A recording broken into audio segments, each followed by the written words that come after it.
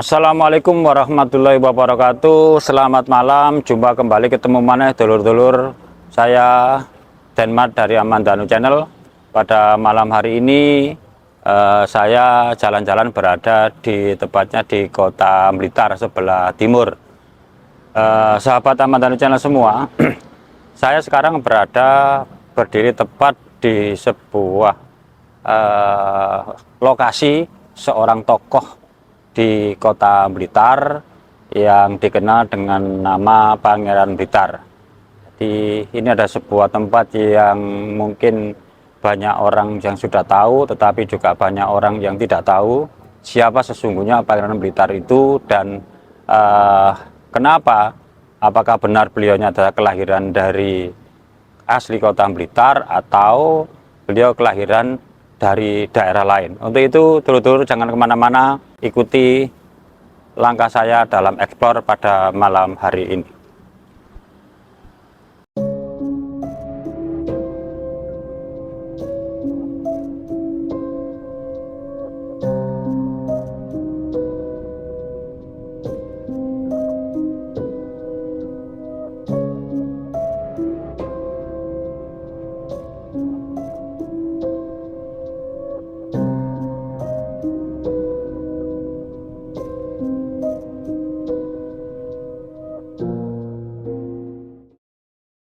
Sahabat Amandanu Channel semua, saya sekarang berada di samping bangunan rumah induk yang merupakan bagian daripada pengelola, yaitu sebuah yayasan.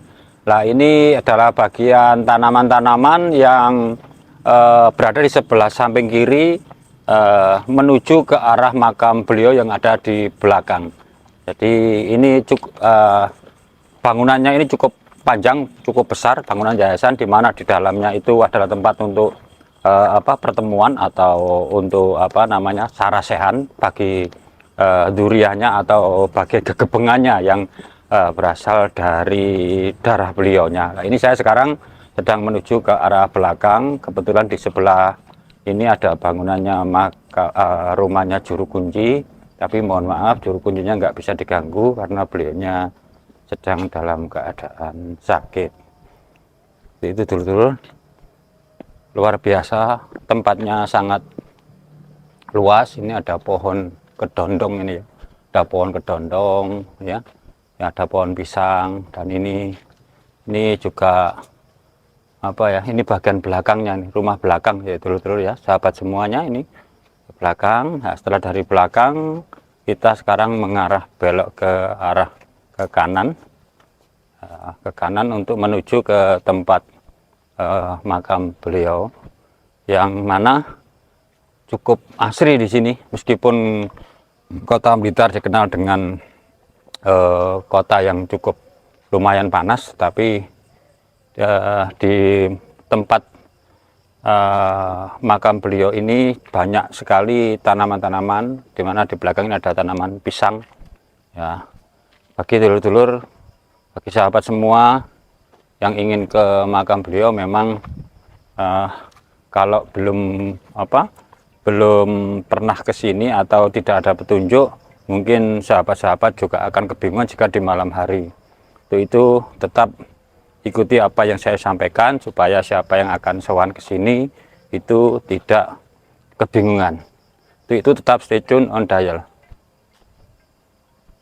Sahabat Amandanu Channel, saya sekarang tepat di samping sebelah kanan. Jadi kalau nanti sudah dari arah rumah juru kunci atau tepatnya di sebelah kanan, sahabat-sahabat bisa langsung lurus ke belakang ya. Tapi ya cukup lumayan, kurang lebih sekitar hampir 500 meter ke belakang ya.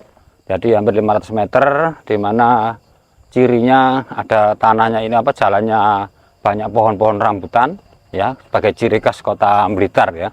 Ini dengan rambutan, dan kebetulan ini ada tanaman jagung yang sedang berproses untuk berbuah. Jadi sahabat semua, kalau yang membawa kendaraan biasa, sepeda motor, setelah izin ke juru kunci bisa langsung ke belakang.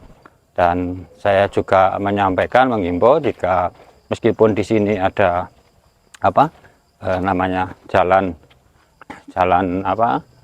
jalannya langsung motor bisa, tapi seyogianya ada andapasor dan sebagainya tetap mendatangi juru kuncinya untuk memohon izin. Perkara nanti diizinkan atau tidak tergantung keadaan, tapi alhamdulillah tim Aman Danu channel ini pada malam hari ini dipercaya langsung diberikan kunci untuk bisa masuk ke dalam. Untuk itu mudah-mudahan saya malam hari ini bisa mengeksplor apa sebenarnya, bagaimana, dan karomah atau kepiawaian atau kelebihan beliau, sehingga banyak masyarakat yang benar-benar mengagumi sampai hari ini. Saya sekarang tepatnya ada di depan pintu ini, kebetulan alhamdulillah sama juru kuncinya saya sudah diizinkan untuk membawa kunci, maka akan saya buka. Bismillahirrahmanirrahim. Assalamualaikum.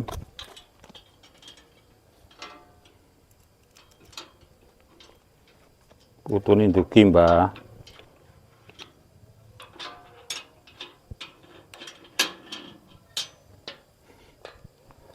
Ya, alhamdulillah. Assalamualaikum warahmatullahi wabarakatuh.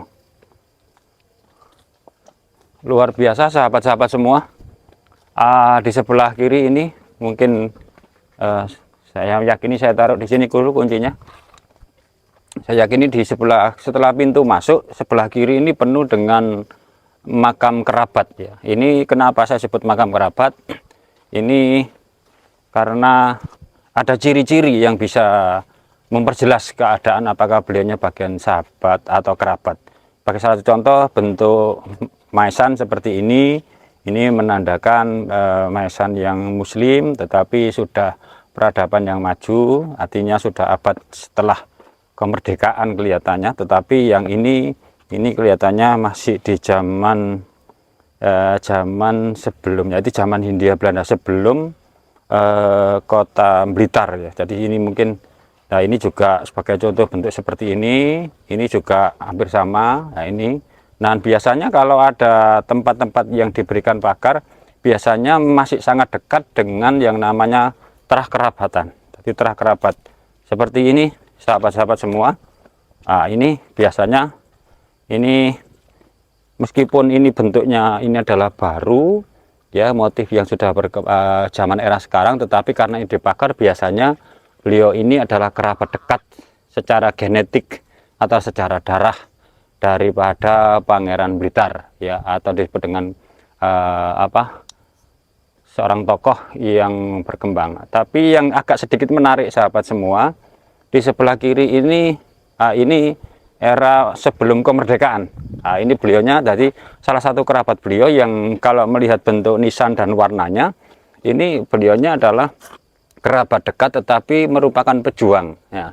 Sahabat semua, luar biasanya tanda yang seperti ini adalah pejuang dari orang sipil yang biasa dikenal dengan nama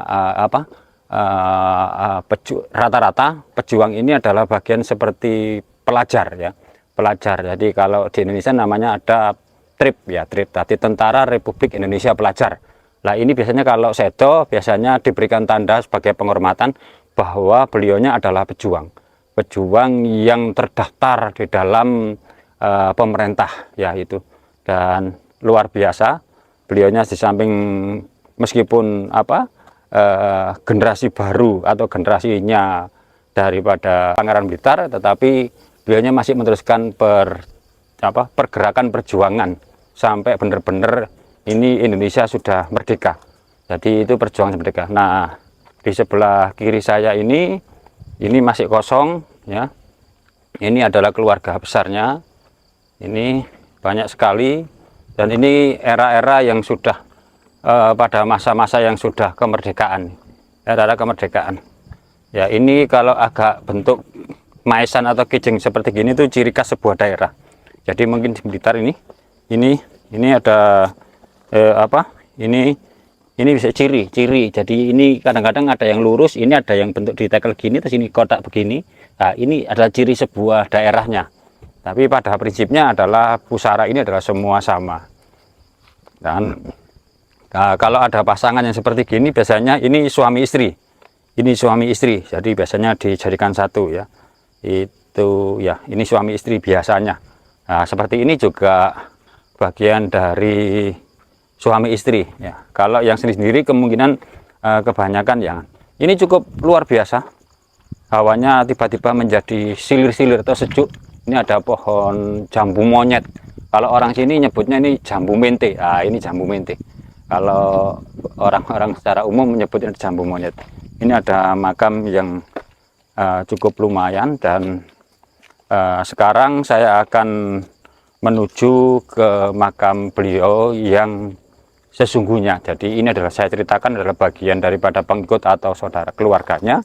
Nah, yang sekarang saya berjalan menuju ke tempat makam beliau. Jadi makam beliau tadi itu berada di ujung sebelah kanan dari pintu masuk. Sahabat Amandanu Channel, coba saya matikan oh ini kelihatannya ini ada pohon Dewan Daru. Ini sebuah mitos, yang pohon yang mempunyai mitos yang luar biasa. Biasanya kalau ada kepercayaan masyarakat, kalau ada bunganya atau buahnya atau bunganya begitu jatuh ke bawah, barang siapa yang mendapat maka dia akan mendapatkan keberuntungan. Itu sebuah mitos, ya, sebuah mitos. Terserah percaya dan tidak, itu kembali lagi kepada pribadi masing-masing. Di sebelah saya ini ada makam-makam yang memang menampakkan ciri khas yang sangat kuno sekali, ya, yang sangat lama, dimana ada yang tinggi ini ya. Jadi ini memang murni menandakan bagian daripada keluarga yang terdekat. Mungkin ini bagian daripada putra atau bagian daripada cucu. Sahabat semua, Pangeran Aryo itu datang ke sini ternyata bersama dua temannya atau sahabat atau saudaranya dengan Pangeran Aryo Blitar, ya. Beliaunya sebenarnya bukan kelahiran Blitar, tapi beliaunya adalah kelahiran Kulon Progo. Kemudian mengikuti jejak atau mengikuti langkah daripada Pangeran Diponegoro, ikut berjuang sampai berada di kota Blitar, dan beliaunya menetap di Blitar, kemudian memerangi penjajah di Blitar sampai Blitar benar-benar terbebas dari penjajah. Dan kota Blitar cukup dikenal secara sejarah bahwasanya Blitar itu tempat sejarah atau yang ada yang bersifat positif dan bersifat negatif. Positifnya adalah bahwa di sini ada banyak tokoh pejuang yang mengembangkan, tetapi setelah adanya kemerdekaan berkembang sampai ada kemerdekaan, ada juga tokoh yang mengkhianati negara yang dikenal dengan namanya pada saat zaman G13 PKI. Sahabat semua, makam di sini adalah makam yang sangat legendaris. Kenapa kok demikian? Ternyata makam ini di daerah sini dikenal dengan nama makam gantung. Nah, makam gantung itu adalah tempat di mana masyarakat memahami bahwa tempat ini adalah sangat keramat, sehingga banyak para tokoh masyarakat ataupun masyarakat sendiri, baik yang dari Blitar ataupun dari luar Blitar, banyak berbondong-bondong pada hari tertentu, terutama mungkin di hari Kamis Pon pada saat wafatnya beliau. Banyak yang sowan atau datang berziarah ke sini. Sahabat semua, beliaunya meninggal dalam usia 84 tahun, kemudian meninggalkan 4 istri dan kurang lebih putranya sekitar 30 putra dari 4 istri. Nah, inilah sahabat semuanya, ini adalah yang dikenal dengan nama makam gantung, ya. Ini makam gantung. Jadi sebenarnya ini adalah makam beliaunya. Terakhir beliaunya sampai di sini, sampai disumarekan di sini. Kemudian beliau mempunyai keistimewaan yang dikenal oleh masyarakat di sini, bahwa beliau mempunyai sebuah kekuatan atau kesaktian yang disebut dengan ilmu Pancasona. Apakah ilmu Pancasona itu? Ilmu Pancasona adalah ilmu yang membuat manusia mempunyai kekuatan penambahan usia dan yang diyakini masyarakat, yang artinya barang siapa yang memegang ilmu Pancasona biasanya pada usia tertentu, usia yang sudah lama, selama ajian itu atau pegangan itu tidak terlepas dari dirinya, biasanya orang akan sangat susah untuk meninggal. Nah, Namun demikian sahabat semua, apakah kebenaran itu benar-benar seperti yang terjadi di Raden Mas Bawadiman Joyodigdo? Jadi beliaunya adalah seorang patih yang posisinya kalau dibilang adalah satu level di bawahnya bupati pada saat itu. Dan kebetulan juga sebagai tambahan informasi, banyak putra-putranya menjadi pembantu bupati kalau zaman dulu dengan nama Wedono. Sahabat semuanya, saya akan mencoba berkomunikasi sebenarnya apa yang menjadi bagian daripada penjelasan sebuah ilmu Pancasona yang dimiliki oleh beliaunya. Saya akan melihat apakah makam gantung ini yang di bawah ini adalah makamnya beliau, atau sebaliknya yang di atasnya makam beliau, yang di bawah kalau memang makamnya di atas, yang di bawah ini siapa. Saya akan coba untuk mencari informasi sedetail mungkin, sebenar mungkin, supaya kita tidak salah di dalam memahami.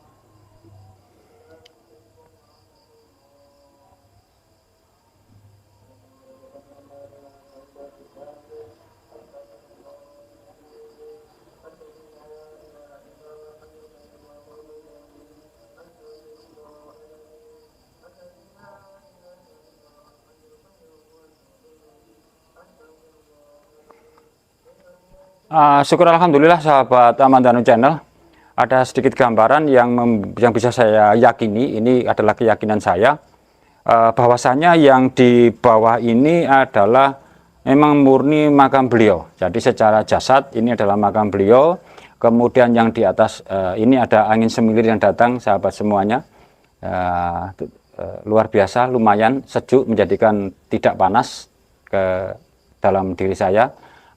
Yang di atas ini sebenarnya adalah pusaka. Pusaka ini ada dua sahabat semua, yaitu ada satu pusaka berupa sebuah memang murni pusaka, ya. Yang satunya adalah sebuah baju. Nah, kedua hal ini ternyata semasa hidup beliau itu melekat sekali dengan beliau.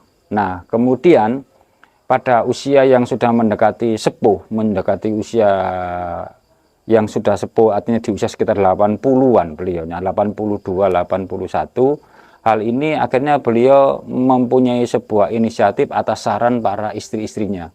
Jadi untuk untuk bisa menjadi manusia yang normal, artinya seperti diri kita ini, akhirnya beliau melakukan sebuah proses pangracutan, artinya melepaskan duniawi dengan apa yang beliau miliki. Nah, yaitu dengan cara apa? Jadi ilmu Pancasona menurut beliau, Pancasonanya harus terlepas dari dalam tubuhnya, supaya beliaunya bisa menjadi manusia yang biasa dan berharap pada saat kundurnya kembali kepada Allah, kepada Tuhan yang Maha Esa, bisa menemukan kesempurnaan. Dan yang artinya kemudian beliau melakukan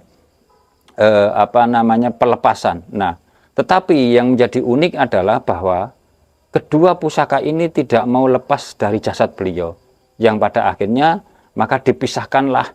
Yang di bawah ini adalah dimakamkannya jasad beliau, kemudian di atasnya adalah sebuah pusaka, yang artinya pusaka yang di atas di sini ini yang digantung itu adalah sebenarnya murni pusaka, yang di bawah adalah jasad beliau. Sahabat-sahabat semua, sampai hari ini inilah yang menjadikan kota Blitar, ya, aura beliaunya, karomah beliaunya menjadikan kota Blitar sampai hari ini menjadi kota yang bersahaja, kota yang penuh damai, dan juga dibantu dengan energi atau karomah dari Pangeran Aryo Blitar yang berada di sebelah ujung daerah desa sebelah barat. Sahabat semua, maka konsep yang dipelajarkan beliaunya adalah ada sesuatu yang harus kita pahami, bahwa memang sehebat-hebatnya sebuah keilmuan, tetapi beliaunya bercerita kepada saya yang paling hebat adalah sesuatu keyakinan kepada Allah, kepada Tuhan yang Maha Kuasa, yang artinya beliau memberikan sebuah petuah kepada saya. Memang semua berasal dari Tuhan karena kita mencari, tetapi jika pada saatnya sudah intinya sudah selesai dipergunakan, maka sesungguhnya manusia harus tahu diri untuk tidak menggunakan itu selamanya.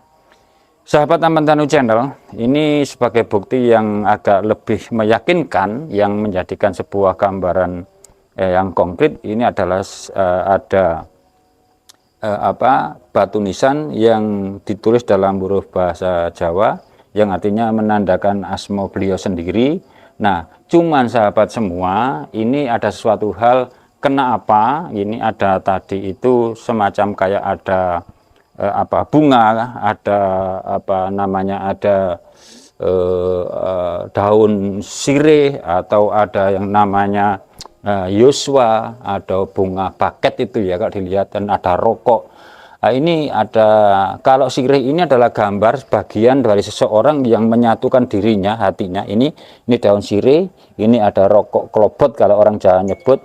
Ini sebenarnya ada menandakan ada sebuah keterikatan batiniah, di mana filosofinya adalah sebagai orang sekapur sesirih. Jadi artinya ada perasaan yang sangat kuat, mengakui bahwa beliau adalah bagian daripada seseorang yang ditokohkan, atau mungkin menjadi orang tadi yang mengirimkan barang ini adalah orang yang merasa bahwa dirinya masih menjadi bagian secara genetik oleh beliaunya. Cuman karena perkembangan zaman, akhirnya bahasanya orang sini hilang jejak atau kepaten obor. Itu ada pengakuan. Tetapi kalau dilihat seorang patih ya, atau seorang pejuang, biasanya itu akan tertera di dalam sebuah cerita, dalam sebuah buku, di mana durian-duriannya atau keturunannya pasti tercatat dengan baik.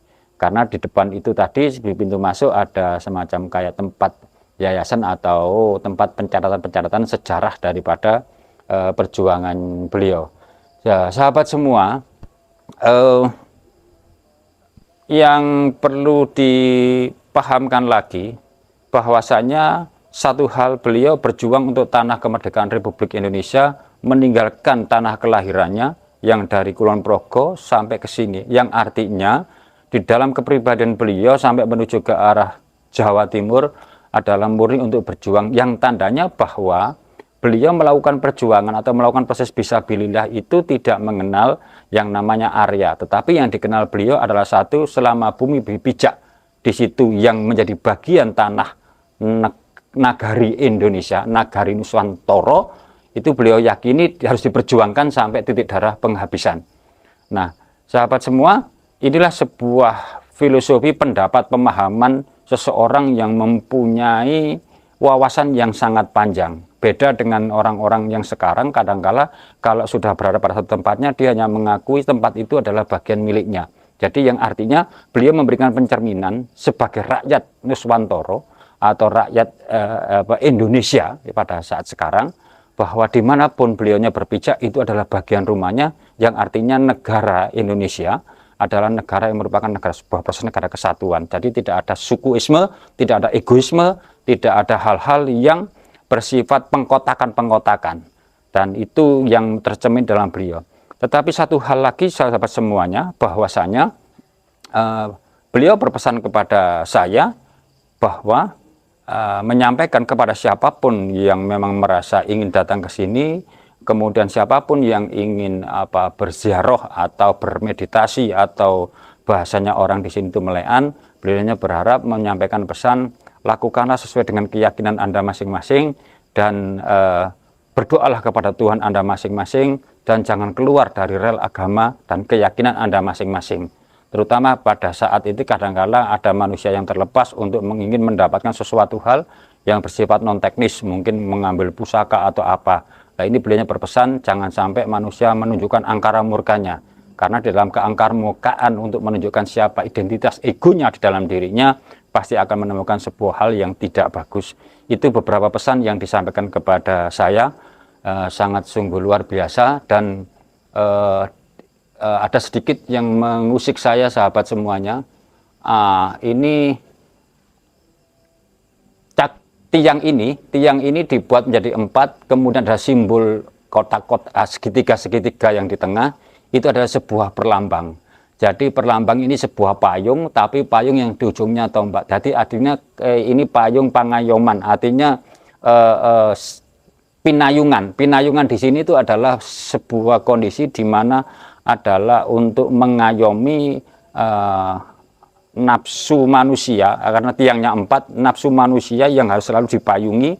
Kemudian segitiga ini adalah menandakan sebuah kondisi bahwa antara manusia, antara yang dilakukan dengan Tuhan itu akan menjadi sebuah garis yang tidak akan pernah terputus.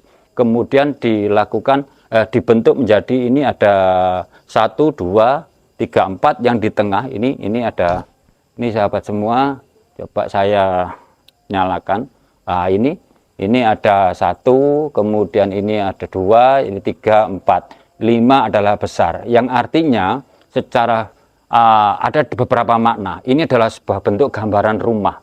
Jadi adalah akidahnya atau keyakinannya kepada antara di atas ini Tuhan, kemudian dirinya atau manusia, di sini ada perilakunya. Jadi antara Tuhan kemudian dengan perilaku manusia itu sejajar. Nah, itu terjadi pada setiap 4 nafsu yang ada dalam tubuh manusia.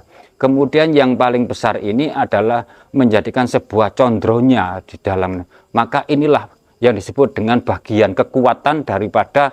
Kenapa disebut dengan panca? Panca itu 5, artinya ini adalah penggambaran 1, 2, 3, 4, 5. Berarti panca sona, yang artinya jika sebuah 4 kekuatan di dalam diri kita, di dalam ilmu, di dalam keyakinan, dalam agama itu sudah ketemu dengan konsep pinayungannya, maka orang akan menemukan sebuah kekuatan yang sangat luar biasa, artinya linueh, yang sangat. Nah, ini kesempurnaan inilah yang dimiliki oleh beliaunya. Mungkin kalau memahami bahwa kenapa kok jadi ada ilmu yang disebut dengan pancasona, maka ilmu inilah adalah ilmu yang menggabungkan keempat elemen di dalam diri manusia, keempat nafsu yang diredam, kemudian dijadikan satu menjadi sebuah wadah yang kuat di dalam senternya. Dan ini bagi perilaku spiritual mungkin banyak yang mengejar ilmu ini supaya mendapatkan keyakinan, kekebalan, kemudian berumur panjang, dan cuman ada sesuatu kelemahannya yang beliau sampaikan. Jika orang mempunyai keilmuan seperti ini, biasanya secara finansial akan susah. Yang bagaimana? Karena kalau ini beliaunya secara ekonomi dulu ditopang oleh lingkungannya, tetapi kalau manusia sekarang masih menggunakan ini, satu, yang pertama juga sudah bukan pada eranya, yang kedua adalah akan menghambat semua struktur dalam tubuhnya, sehingga untuk mencari yang namanya kelengkapan materi dalam hidupnya pasti akan menemui banyak halangan atau hambatan. Nah, itulah kelemahan daripada ilmu pancasona. Tapi salah satu kelebihan, itulah kehebatan pancasona. Kenapa kok demikian? Karena tanpa ilmu ini beliaunya akan agak kewalahan atau susah untuk mengusir Belanda. Kenapa? Karena senjata beliau hanya sebuah pusaka keris, sedangkan Belanda zaman-zaman itu dalam perjuangan sudah menggunakan yang namanya peluru tajam. Nah, inilah yang perlu kita garis bawahi, bahwa kalau di dalam Islam disebut dengan ilmu pancasona, yaitu ya orang akan melakukan semua yang disebut dengan namanya jidat, rolat, lukat, patsomoji.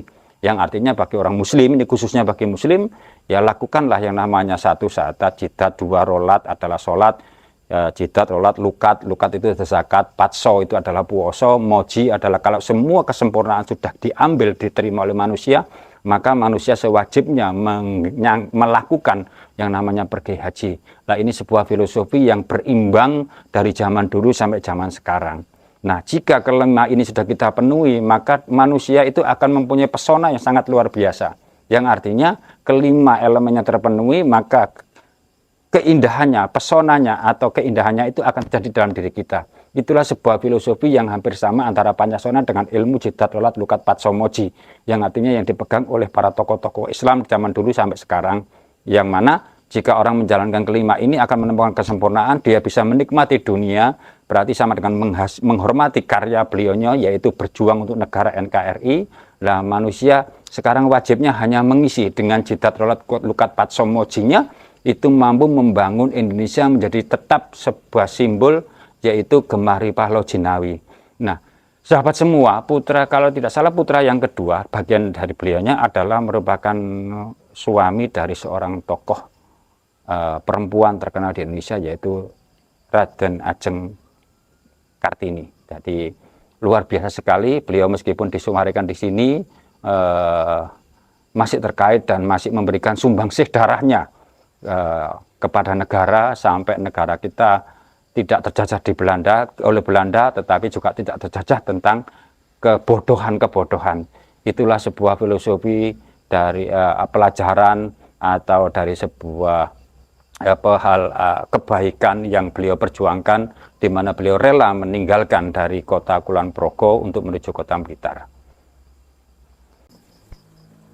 Sahabat Amandanu Channel, demikianlah yang bisa saya eksplor pada malam hari ini, yang kebetulan saya mendapatkan sebuah pembelajaran yang sangat luar biasa, yang menggugah semangat sebagai anak bangsa untuk tetap berkarya, melanjutkan perjuangan atau mengisi atau menyebarkan, memberitahukan supaya kita sebagai anak bangsa tetap termotivasi untuk menjadi bangsa atau penduduk Indonesia yang mempunyai kekuatan akar pribadi yang sangat kuat di dalam berjuang untuk mengisi kehidupannya. Kebetulan di belakang saya ini adalah dua putranya yang dulu pernah menjabat bupati di Tuban, yang akhirnya karena suatu hal beliaunya disumarikan di sini. Sahabat semua, dari penelusuran atau yang kami lakukan di malam hari ini, eksplor pada malam hari ini, ada satu hal yang tetap harus kita jadikan pegangan, bahwasanya selama bumi berpijak, di mana kita berpijak, selama kita bernafas, di mana bumi kita pijak, selama itu masih dalam kesatuan negara wilayah Nusantara, berarti kita tetap berada di dalam satu rumah, yaitu negara Republik Indonesia. Demikianlah yang bisa saya sampaikan. Ada kurang lebihnya, saya tetap mengingatkan kepada semua pemirsa atau subscriber daripada Amandanu Channel, ojo lali lur, teko omaku rene iku butuh waktu 3 jam lebih ya. Anda bahagia, saya senang Anda bahagia. Jangan lupa sampai tekan jari Anda, diriji sampean alus, sampean seneng aku bahagia, sampean bahagia aku seneng. Tolong bantu share, like, dan komen supaya channel ini tetap berkembang dengan baik. Dan semoga yang menjadi pemirsa Amandanu Channel, saya tetap mendoakan saya selalu mendapatkan kemudahan, rezeki yang melimpah ruah, jauh dari penyakit, mendapatkan sebuah perlindungan yang hakiki dari Allah Subhanahu wa Ta'ala, dan mendapatkan syafaat dari baginda Muhammad Rasulullah, dan selalu menjadi keluarga yang sakinah mawaddah warahmah. Ada kurang lebihnya, saya Amandanu Channel, mohon maaf yang terjadi. Bila taufik wal hidayah. Assalamualaikum warahmatullahi wabarakatuh. Jumpa kembali di video yang akan datang.